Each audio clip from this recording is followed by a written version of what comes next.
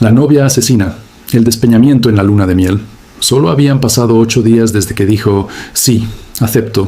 8 días desde el vestido blanco, las sonrisas y las promesas de por vida. Pero en la quietud de las montañas de Montana, donde los recién casados suelen ir a soñar, Jordan Lynn Graham ejecutó un plan mortal. Lo que comenzó como un viaje para ver una sorpresa, terminó con el cuerpo de su joven esposo destrozado en las rocas de un profundo barranco.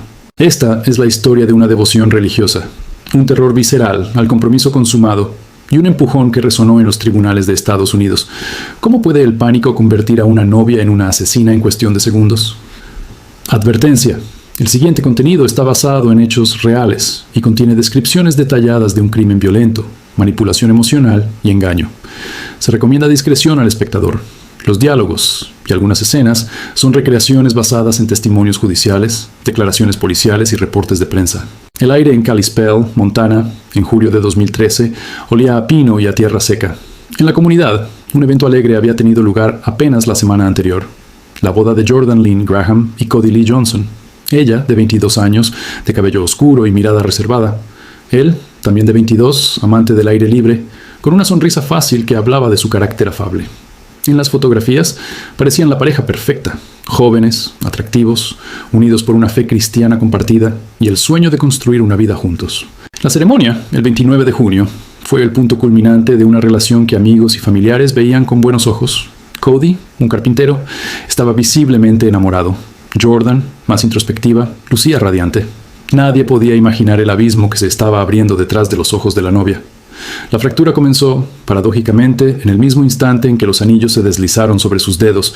Para Jordan Graham, criada en un entorno religioso donde la pureza hasta el matrimonio era un valor fundamental, la boda no era solo la unión con el hombre que amaba. Era la puerta a una obligación que la aterrorizaba, la intimidad sexual. Había llegado virgen al altar, y la expectativa de consumar el matrimonio la sumió en un pánico abrumador e inmediato. El para siempre que había prometido se transformó, en su mente, en una pesadilla de la que no veía escapatoria. Las pruebas de este tormento interno no tardaron en salir a la luz. Mientras la pareja pasaba sus primeros días de casados, Jordan inició una frenética cadena de mensajes de texto con una amiga cercana. Los textos, que luego serían piezas clave de la acusación, pintaban un cuadro de desesperación. Mi case con Cody Johnson el sábado. Estoy aterrada, escribió. En otro mensaje confesaba, simplemente tengo un mal presentimiento sobre todo esto. Hablaba de sentirse atrapada, de haber cometido un error enorme. Estoy tan infeliz, odio a Cody, lloro todo el tiempo. La amiga, comprensiblemente alarmada, intentaba calmarla, sugiriendo que solo eran nervios post-boda. Pero el núcleo del miedo de Jordan era claro y específico. Solo tengo un ataque de nervios. Por el compromiso y la expectativa de tener relaciones sexuales, no estoy lista para eso. Cody Johnson, por su parte, parecía ajeno a la profundidad de la angustia de su esposa. Quizás notaba su distancia, su frialdad, y lo atribuía a los ajustes normales de una vida nueva. Él seguía siendo el Cody de siempre, cariñoso y entusiasta, soñando con un futuro junto a la mujer que amaba. El domingo 7 de julio, 8 días después de la boda, Cody propuso hacer algo juntos. Jordan, en un giro que las autoridades luego calificarían de premeditado, tomó la iniciativa. Le dijo que quería llevarlo al Parque Nacional Glacier, a un lugar especial del sendero Loop Trail, cerca del lago McDonald. Tenía una sorpresa para él, le aseguró. Para Cody, acostumbrado a las caminatas y la belleza escarpada de Montana, debió sonar como un plan perfecto. Un momento íntimo con su nueva esposa en medio de la majestuosidad natural que ambos apreciaban. Vistió una camiseta gris, shorts y sus zapatos para caminar. No podía saber que se vestía para su propia muerte. El recorrido hasta el borde del acantilado conocido como The Edge of the World, el borde del mundo, no era una caminata casual. El sendero era empinado, rocoso, y el precipicio que se abría hacia el valle del río Flathead ofrecía una caída vertical de aproximadamente 60 metros, equivalentes a un edificio de 20 pisos. El lugar no era para los débiles de corazón. Mientras caminaban, la tensión entre ellos, contenida en los mensajes de texto, finalmente estalló. Testimonios reconstruidos a partir de las posteriores declaraciones de Jordan indican que comenzaron a discutir. La conversación, cargada de la ansiedad acumulada de ella, giró en torno a sus dudas sobre el matrimonio. Cody, confrontado con esta realidad, debió sentirse confundido y herido. En el relato que ella daría más tarde, la discusión se intensificó en el mismísimo borde del abismo. Lo que sucedió en los siguientes segundos es el núcleo del crimen. Jordan Graham afirmaría inicialmente que fue un accidente, que Cody había resbalado, pero la física y la evidencia contaban otra historia. Según su propia confesión posterior, admitida en un acuerdo con la fiscalía, la discusión llegó a un punto crítico.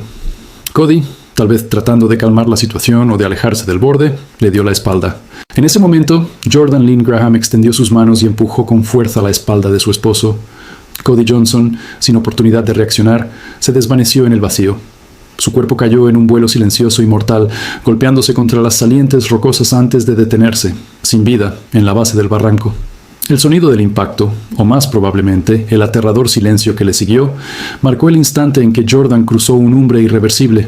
No gritó pidiendo ayuda, no corrió por el sendero para buscar a un guardabosques. Se quedó allí, en la cornisa del mundo, mirando el vacío que acababa de crear.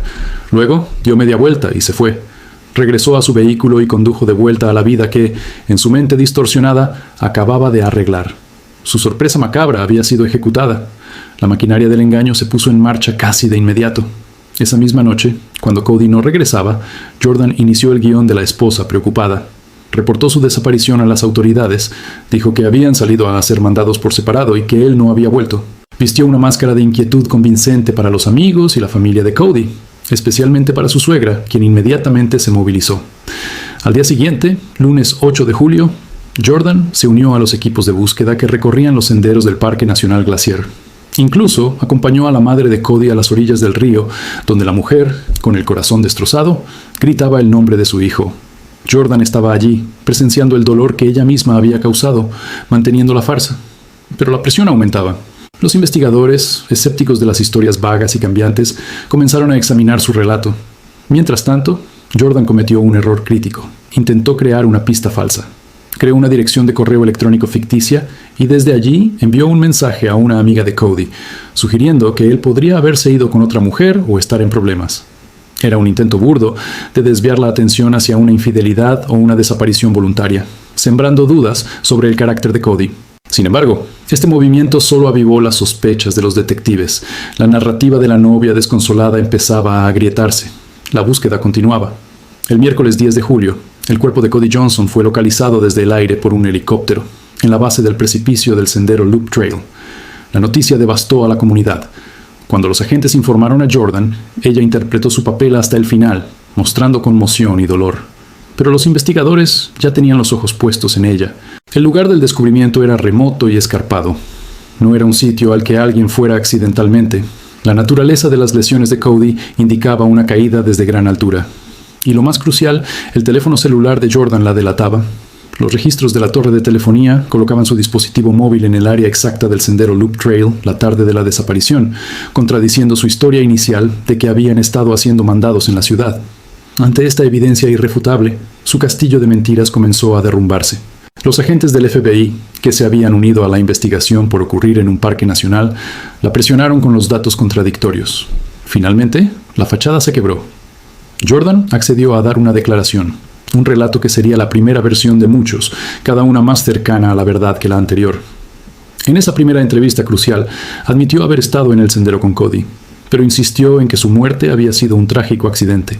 Dijo que él se había acercado demasiado al borde, había resbalado y que al intentar agarrarlo, ella accidentalmente le había dado un empujón que lo mandó al vacío. Una historia de pánico y mala suerte, pero para los fiscales, las piezas no encajaban. La fuerza y la dirección necesarias para que un accidente así ocurriera no concordaban con su descripción. Era la historia de una novia aterrada que, habiendo eliminado la fuente de su terror, ahora estaba aterrada de las consecuencias. El crimen estaba descubierto, pero la batalla legal y la revelación completa de la oscuridad que llevó a Jordan Graham a ese precipicio apenas comenzaba. La pregunta ya no era ¿qué pasó?, sino ¿por qué? Y la respuesta yacía en esos 8 días cortos e infinitos entre el sí acepto y el empujón final. La confesión de Jordan Graham, en aquella entrevista con los investigadores del FBI y del sheriff del condado de Flathead, no fue el final, sino el comienzo de un nuevo y más tortuoso camino hacia la verdad. Su relato del preempujón accidental, mientras intentaba agarrar a Cody, no resistió el más mínimo escrutinio científico. Los análisis forenses, la posición del cuerpo y la dinámica de una caída desde esa altura contaban una historia diferente, la de una fuerza aplicada desde atrás, con intención. La presión sobre Jordan aumentó de manera inexorable. Sus propios abogados, enfrentados a una montaña de evidencia circunstancial y al peso emocional del caso, comenzaron a negociar con la fiscalía. El fantasma de un juicio por asesinato en primer grado, con la posibilidad de cadena perpetua, se cernía sobre ella. Fue en este contexto donde la máscara finalmente cayó por completo. El 31 de diciembre de 2013, en una sorpresiva comparecencia judicial, Jordan Lynn Graham cambió su declaración de inocencia y se declaró culpable de un cargo de asesinato en segundo grado, un homicidio intencional pero sin premeditación demostrada. Este acuerdo procesal evitaba el juicio, pero exigía que ella admitiera los hechos reales ante el juez. Fue en esa audiencia, ante la familia de Cody, cuyas miradas cargadas de dolor la observaban, donde Jordan contó, por primera vez públicamente, la versión que la fiscalía aceptó como verdad.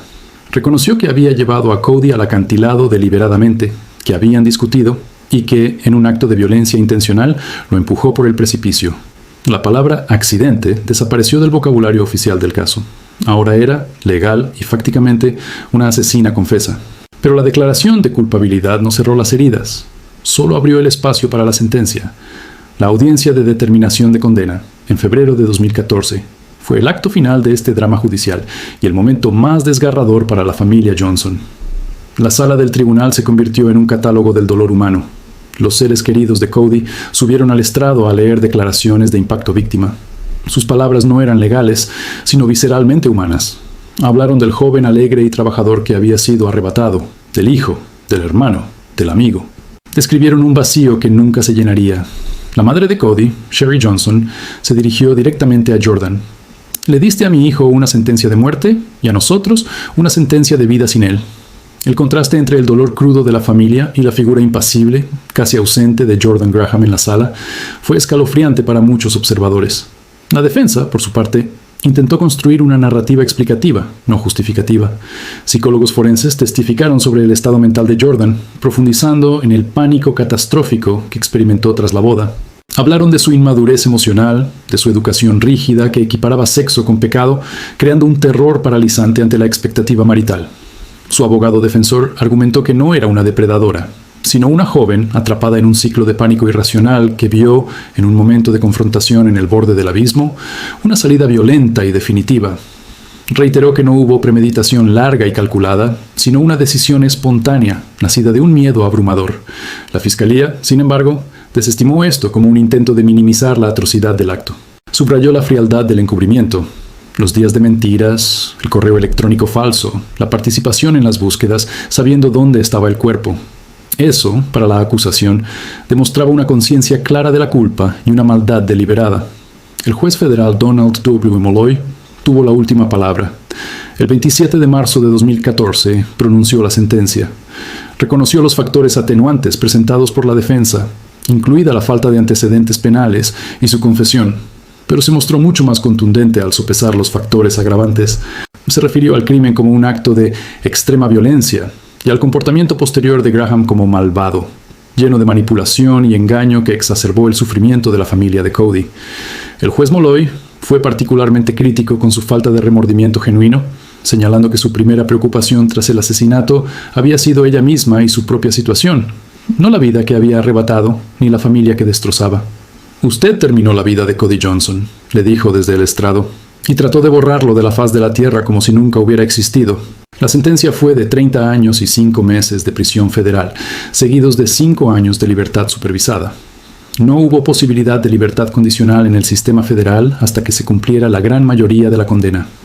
Al aceptar el acuerdo de culpabilidad, Jordan Graham había intercambiado la posibilidad de una cadena perpetua por la certidumbre de pasar la mayor parte de su vida adulta tras las rejas. Fue remitida inmediatamente al Buró Federal de Prisiones para comenzar a cumplir su pena. El caso de Jordan Graham dejó un eco persistente en la conciencia pública. Se convirtió en un estudio mórbido de las presiones sociales, religiosas y psicológicas que pueden converger en una tragedia. Expertos debatieron sobre la síndrome de la novia asesina, un término sensacionalista pero que apuntaba a un fenómeno real, los casos extremadamente raros en los que mujeres recurren a la violencia letal para escapar de matrimonios en los que se sienten atrapadas. ¿Fue Jordan Graham una manipuladora fría que planeó eliminar a su esposo? Los fiscales insistían en que sus acciones posteriores al crimen apuntaban a eso. ¿O fue una joven psicológicamente frágil, inmersa en un pánico tan profundo que su mente encontró en la violencia la única salida? La defensa se aferró a esta tesis. La verdad probablemente yace en una sombría intersección de ambos extremos. Su miedo era genuino y documentado. Sus mensajes de texto son el grito de angustia de alguien que se está ahogando. Pero la decisión de llevar a Cody a un lugar remoto y peligroso, el empujón intencional y luego la elaborada farsa para evadir la justicia, hablan de una capacidad de cálculo y autoconservación que trasciende un simple arrebato de pánico. Fue la tormenta perfecta, una personalidad vulnerable, una presión psicológica insoportable, un acceso a un medio letal y, en el momento crucial, la elección fatal. A día de hoy, Jordan Lynn Graham cumple su condena en una institución federal de mediana seguridad. Sus solicitudes de apelación han sido denegadas. Según los registros del sistema, su fecha de liberación estimada es en 2043. Para entonces, habrá cumplido 52 años. Habrá pasado más tiempo en prisión que la vida que tuvo con Cody Johnson. La familia Johnson, por su parte, sigue lidiando con una pérdida que no prescribe. Han convertido su dolor en acción, abogando por víctimas de la violencia y recordando al hijo que amaban, no como una nota al pie en un crimen sensacional, sino como la persona alegre y amorosa que fue. El sendero Loop Trail en el Parque Nacional Glacier sigue ofreciendo sus vistas espectaculares.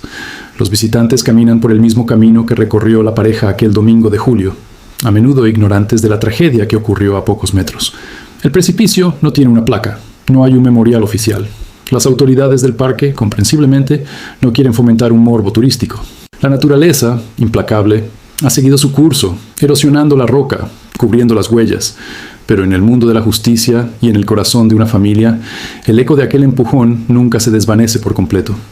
Este caso nos confronta con los abismos inesperados que pueden esconderse en el corazón humano, con la forma en que el miedo puede envenenar el amor y con el hecho de que algunas caídas, aunque duren solo unos segundos, tienen consecuencias que se extienden por décadas, encarcelando no solo a la culpable, sino a todos los que tocó con su engaño y su violencia. Este documental ha sido una reconstrucción de los hechos, basada en expedientes judiciales federales, reportes del FBI, cobertura periodística de fuentes como el Missoulian y la Associated Press, y transcripciones de las audiencias.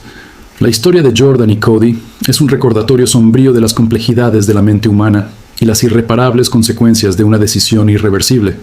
Si este tipo de contenido profundo, bien investigado y narrado con rigor, te ha mantenido en vilo hasta el final, te invitamos a que formes parte de nuestra comunidad. Suscríbete a nuestro canal. Con tu suscripción y tu like, nos ayudas a seguir investigando, a seguir contando estas historias que, aunque duras, reflejan facetas críticas de la realidad. Tu apoyo es el combustible que nos permite dedicar el tiempo y los recursos necesarios para entregarte documentales como este. Da like, activa la campanita para no perderte nada y comparte tu opinión en los comentarios. ¿Crees que la sentencia fue justa? ¿Qué crees que pesó más, el pánico o la premeditación? Gracias por vernos hasta el final. Sin